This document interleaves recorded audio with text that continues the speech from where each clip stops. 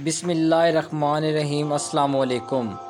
हदीस मुबारका। सरकार दो आलम ने फरमाया कि मैयत के पास कब्र में दो फरिश्ते आते हैं जो इसको बैठा कर सवाल करते हैं कि मन रब्बु का, तेरा रब कौन है। अगर मोमिन है तो कहता है कि मेरा रब अल्लाह है। फिर वो पूछते हैं मा दीनु का, तेरा दीन क्या है।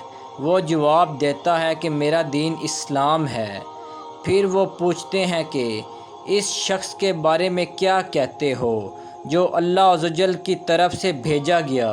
वो जवाब देता है वो अल्लाह के रसूल हैं। फरिश्ते दरियाफ़्त करते हैं कि ये तुझे कैसे मालूम हुआ, और वो जवाब देता है कि मैंने अल्लाह की किताब पढ़ी और इस पर ईमान लाया और इसकी तस्दीक की।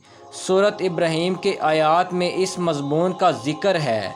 जब वो सही जवाब दे देता है तो अल्लाह का एक मनावी आसमान से पुकार कर कहता है कि मेरे बंदे ने सच कहा, इसके लिए जन्नत का बिछोना बिछा दो और इसका जन्नत का लिबास पहना दो और इसके लिए जन्नत का एक दरवाज़ा खोल दो।